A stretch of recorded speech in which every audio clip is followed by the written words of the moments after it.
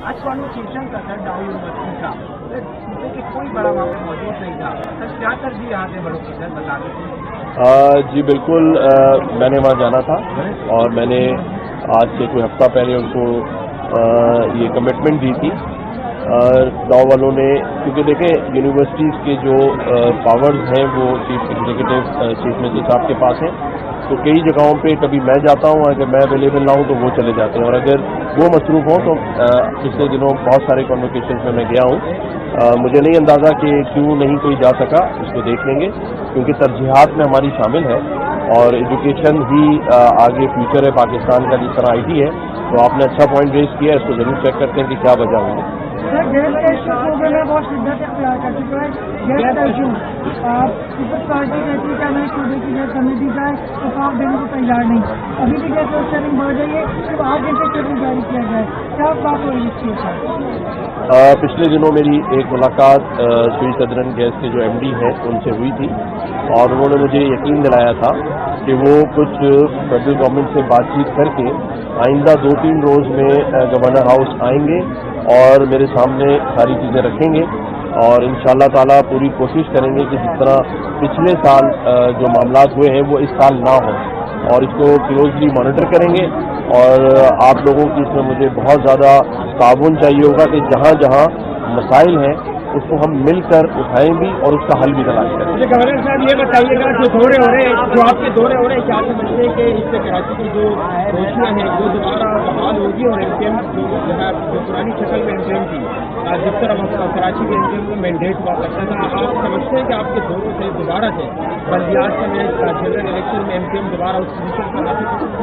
देखिए, बहसीत governor Sindh MPM ने मुझे नॉमिनेट किया है और MPM की जो आप कहते हैं कि जो शनाख्त है, जो उसका ग्रॉस रूट है, वो कराची और अर्बन एरिया है और मैं समझता हूँ कि वहाँ उन्होंने बड़े काम किए हैं, इसी वजह से हर बार वो जीत कर आ जाते हैं। लेकिन बहसीत गवर्नर सिंह मेरे लिए तो तमाम सियासी जमातें बराबर हैं और मैं ये समझता हूँ कि कराची की डेवलपमेंट की अगर आप बात करते हैं तो कराची में एक एडमिनिस्ट्रेटर कराची डॉक्टर सैफुर रहमान साहब की शक्ल में एक नेकनियत, ईमानदार, ऑनेस्ट आदमी को MPM पाकिस्तान ने नॉमिनेट किया है एडमिनिस्ट्रेटर कराची, और अब ये कराची के एडमिनिस्ट्रेटर हैं, तमाम जमातों के सामने पूरे कराची के एडमिनिस्ट्रेटर हैं। तो मैं समझता हूँ इनकी सरबराही में आपको दिनों में, मैं हफ्तों की बात नहीं कर रहा, दिनों में आपको काम होते हुए इस शहर कराची में नजर आएंगे।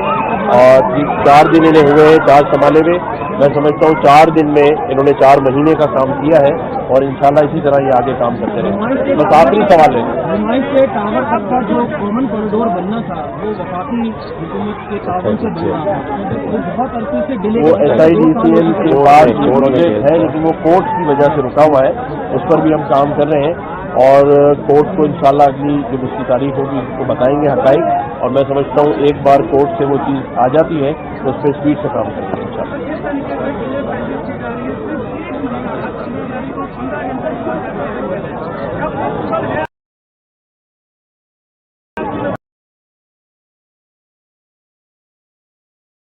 हमें जाना तो हर सियासी जमात को जाना चाहिए, बल्दियाती इलेक्शन हमारी ज़रूरत है, लोगों की ज़रूरत है, लेकिन जो डिमांड MPM के साथियों की थी वो बड़ी वैलिड है कि आपकी डिलिमिटेशन के अंदर प्रॉब्लम है।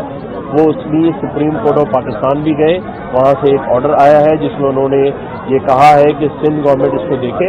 तो मैं समझता हूँ कि ये मिलजुल कर हम मामलात को हल कर लेंगे और इंशाल्लाह आगे हर चीज़ बेहतरी की तरफ जाएगी इंशाल्लाह ताला। Thank you so much. अल्लाह हाफ़िज़। गवर्नर सिंध और एडमिनिस्ट्रेटर कराची इस वक्त मीडिया से गुफ्तगू कर रहे थे। उन्होंने कहा कि बहैसियत मुझे MPM ने मुंतखब किया, मैं भी काम करूंगा, एडमिनिस्ट्रेटर कराची ईमानदार हैं, वो भी भरपूर तरीके से काम करेंगे और आपको कराची में काम होता दिखाई देगा।